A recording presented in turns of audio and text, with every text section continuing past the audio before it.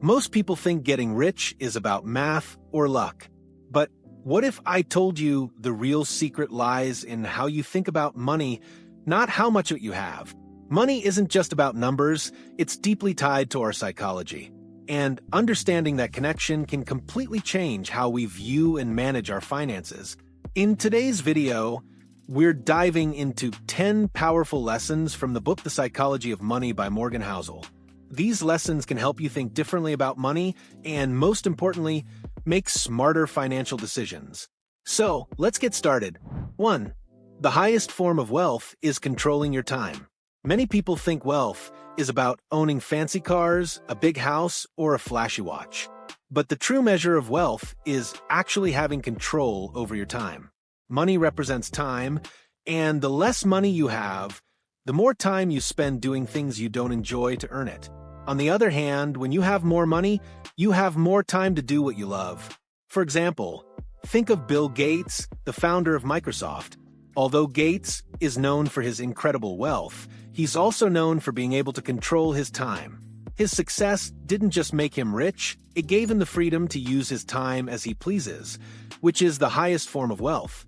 You can work hard to get money, but once you have it, the ability to choose how you spend your day is priceless. The more money you accumulate, the more freedom you can buy, and that's real wealth. 2. Life is no fun without a sense of enough. When you look at billionaires like Jeff Bezos, it seems like they have everything: luxury houses, yachts, and even rockets. But here's the catch. Despite having it all, they often never feel like they have enough.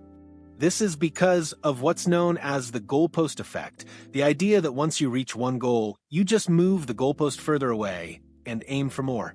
In the book, the author talks about how Jeff Bezos, despite all his wealth, might never feel truly satisfied. The lesson here is simple. If you keep chasing more, you'll always feel unfulfilled.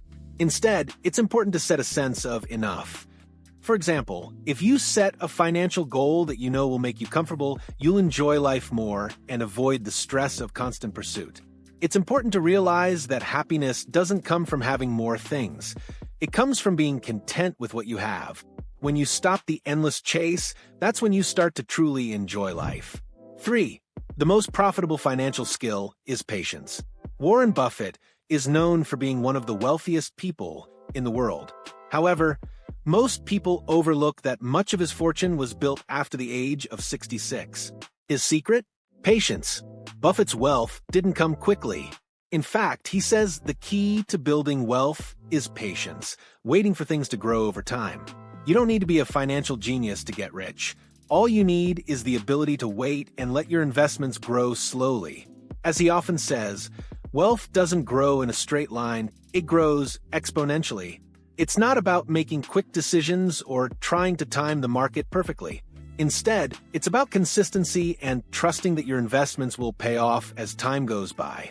Over the years, the returns on your investments can become far more significant than anything you could have imagined. 4. Staying wealthy is a combination of frugality and paranoia. Getting rich is one thing, but staying rich is another. To stay wealthy, you need a balance of frugality and paranoia. While getting wealthy often requires optimism and risk-taking, staying wealthy requires you to be humble and cautious. You have to recognize that luck played a role in your success and that the money you have could disappear quickly. Take the example of people who make a lot of money but lose it all. Many of them let their egos get in the way and start making risky decisions. If you want to stay wealthy, it's important to remain frugal, be cautious, and always plan for the worst. Staying wealthy is not about showing off your success, it's about making sure your wealth lasts. You have to be willing to live below your means, even when you have the financial freedom to do otherwise. Being frugal and a little paranoid keeps you grounded, ensuring you make safe, informed financial choices. 5. Rich is visible. Wealth is invisible. Being rich is all about showing off. You might see people flaunting their fancy sports cars, luxury watches, or flying first class. But being wealthy is different. It's invisible. The truly wealthy people are the ones who don't feel the need to flaunt their riches. They live modestly, but they have financial security. A good example of this is how some billionaires, like Warren Buffett, live in modest homes and drive simple cars, even though they have a massive fortune. It's important to realize that just because someone looks rich doesn't mean they have financial security. True wealth is about the financial stability you have, not the things you show off. Many wealthy individuals invest in their future and spend money on things that will provide long-term benefits rather than spending it on temporary pleasures. Real wealth is often quiet, and the best way to measure it is by looking at someone's bank account, not their possessions. 6.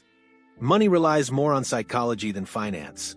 One of the biggest takeaways from the book is that money is more about psychology than finance. It's easy to think that wealth is simply about numbers, how much money you make, and how much you save. But the truth is, how we view money is deeply tied to our emotions and life experiences. For instance, people who grew up in wealthier households often have a different view on money compared to someone who came from a family that struggled financially. Understanding your own psychology when it comes to money can help you make better decisions.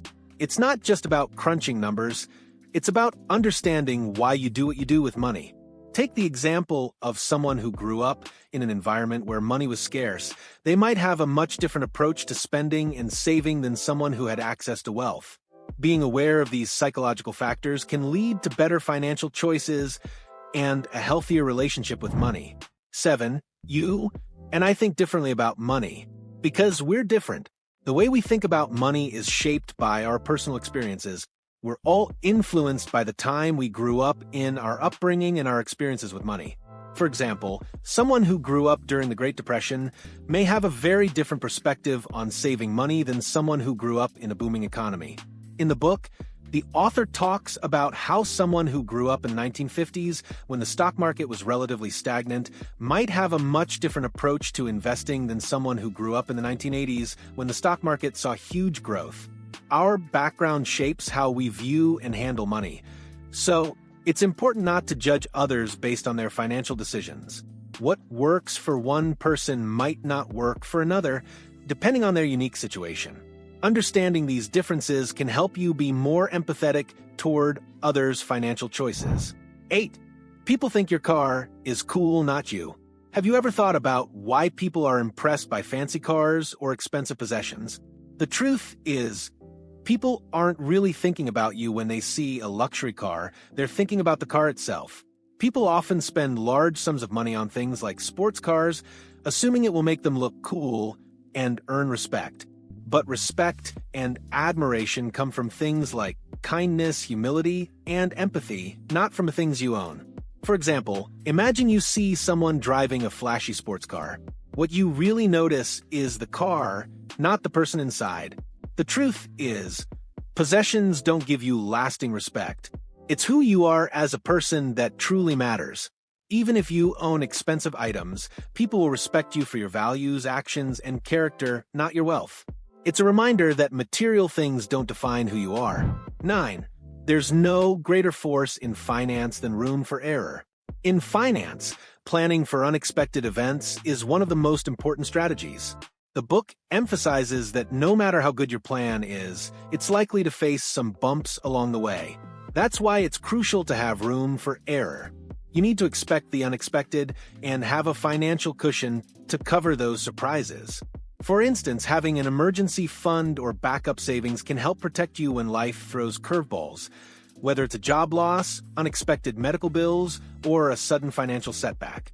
It's not about predicting the future, but preparing for it. The best financial plan includes contingencies for the unexpected, giving you the flexibility to handle surprises without derailing your entire strategy. 10. Don't copy others' success, but study successful patterns. In the beginning of the book, the author stresses that copying other people's exact path to success isn't a reliable strategy. The problem with copying someone else's success is that you don't know what luck or circumstances helped them get there. For example, Bill Gates had the rare opportunity to go to a school with a computer before most of the world even had access to one. Instead of copying someone else's journey, it's more helpful to study the common patterns of successful people. By understanding what worked for a variety of successful people, you can develop your own path toward financial success. This means looking beyond the individual story and focusing on the key principles and habits that help them succeed. Recognizing these patterns in the way successful people approach their lives can lead to better decisions in your own financial journey. These 10 lessons from the psychology of money can change the way you view money and help you make smarter financial decisions. Money isn't just about how much you have, it's about how you use it and understand your relationship with it. Which of these 10 lessons hit hardest for you? Let us know in the comments, and subscribe for more content that helps you scale smarter.